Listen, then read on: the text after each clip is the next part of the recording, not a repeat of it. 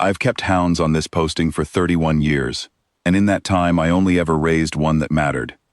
They called the program discipline stock, though nobody at Thorn Hollow said it plain out loud. The recruiters called it loyalty enforcement. The garrison surgeon called it the deterrent litter.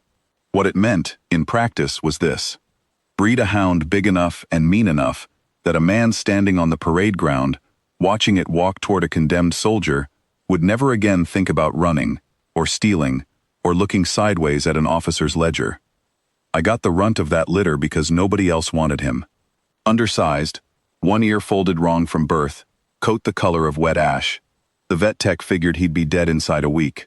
I fed him from a bottle with my offhand, the only hand I have left, since a border skirmish took the other one before he was ever whelped, because that was the hand I had free, and he took to it faster than any hound I'd raised in 3 decades. He'd close his jaws soft around 2 of my fingers, and just hold them there, not biting down, only holding, the way a pup holds on to whatever's warm and doesn't move. I called him Fen, never once entered that name in a duty log. Officially, to command, he was Unit 7. Command wanted 7 vicious. I raised him calm instead, and let the drill instructors believe the calm was training and not the plain truth of him. Every season he grew, knee-high that first winter, waist-high the next, until by his 3rd year, he was an animal you had to tilt your head back to look full in the face, and he could still rest his jaw on my shoulder, while I sat and he stood over me, easy as a man leaning on a fence post. He slept across the foot of my bunk every night of those 3 years, and every morning, before I was properly awake, he'd put his nose against my stump, like he was checking it hadn't gone anywhere in the night. Command never knew a thing about any of that. Command only ever saw him on the yard, on the chain, doing what a discipline unit was built to do, walking slow toward whichever soldier had been sentenced that week, teeth showing, until the man's knees gave out from fear alone, long before 7 ever reached him. He never once had to finish the job. The walk itself was always enough. That was the whole design, and it worked, and I hated every season of it. I used to tell myself the gentling was mine alone, a secret I was keeping from a system that didn't deserve to know it. The truth was closer to the reverse. 7 kept me. On the nights after a sentencing, and there were more of those nights than I'll ever be able to account for, over 31 years, I'd sit on the end of my bunk with my one good hand shaking, and he'd climb up however he could manage his size by then, and lay his whole weight across my knees until the shaking stopped. He never needed a command for that. Some part of him simply understood that a hand doesn't work right when it's the only one you've got, and that a man in that condition needs weight against him more than he needs words. I never taught him that. I've raised 9 litters at Thorn Hollow, and never taught a single one of them that. By his 4th winter he'd outgrown the training pen entirely, and the younger handlers had started calling him the old man's shadow behind my back, not unkindly. They weren't wrong. Where I walked, he walked a half step behind my off shoulder, the one with no hand at the end of it, as though he'd appointed himself the guard for that particular side of me, and no other. I let them believe it was discipline.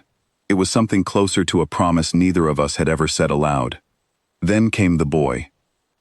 Tomas Wren was 19, a supply clerk, the rare kind of soldier who volunteered for extra kennel duty because he liked the animals better than he liked the mess hall. He was the one who fixed the latch on 7's gate without being told to, who left a strip of his own ration at the fence line some mornings when he thought no one was watching. I noticed. 7 noticed a great deal more. Provost Dale Corr ran requisitions at Thorn Hollow, and Corr had been skimming medical stores for 2 years and moving them off-post for coin. I knew it. Half the garrison knew it. And nobody could prove a word, because Corr kept 2 ledgers and burned the true one every quarter like clockwork. When an inspection finally got scheduled down from Central Command, Corr needed a name to hand them before they found his own. He picked Wren, planted the shortfall square in the boy's requisition slips, and called it theft from a wounded company, which on this posting carries exactly 1 sentence: the yard, the chain, discipline stock. They marched Wren out onto the parade ground at midday. The whole garrison assembled, Central's inspectors standing at the rail to watch Thorn Hollow handle its own business, the Thorn Hollow way. I led 7 out myself, because by then, no other handler on the post could hold his lead without him dragging them sideways across the stones. Corps gave the order in that flat parade voice officers use when they want witnesses to remember they never once raised their voice. Release the unit. I unclipped the chain. 7 walked forward the way he always walked forward, slow, shoulders rolling, every man on that yard forgetting, for a moment, to breathe. He got within 4 feet of the boy and stopped dead. Ren hadn't moved.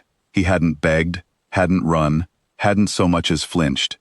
He just stood there with his hands loose at his sides, the exact way I'd taught every kennel hand on this post to stand around him, and said, "Quiet, not for the crowd at all. Easy, 7." 7 sat. Then he lay down, full length, right across the boy's boots, the way he used to lay across the foot of my bunk on a cold night, folded his bad ear flat against the stone, and looked at nobody in that whole yard. No man at Thorn Hollow had ever seen a discipline unit disobey a release order. You could hear 400 men forgetting to breathe at once.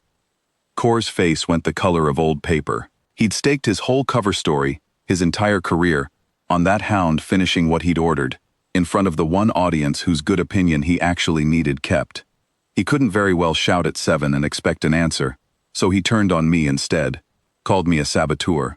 Said I gentled command property against every regulation on the books, said that alone was a court-martial offense, said he'd have the boy and the handler both on that chain by sundown, and he closed the last of the distance, and struck me open-handed across the jaw, hard enough to split my lip, right there in front of Central's own inspectors.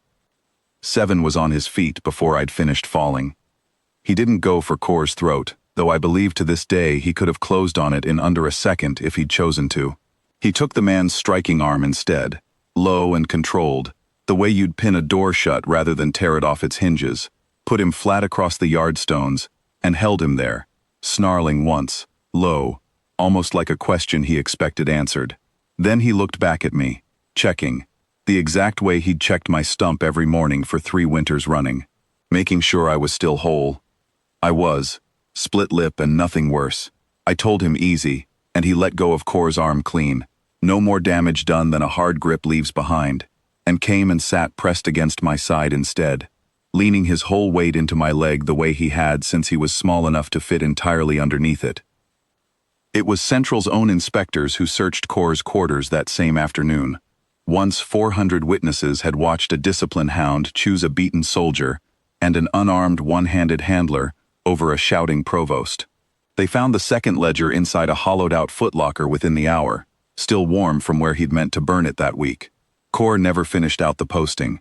Nobody at Thorn Hollow ever called what happened on that yard an accident of training gone wrong. They called it, quietly, among themselves, the day the hound remembered exactly who had raised him.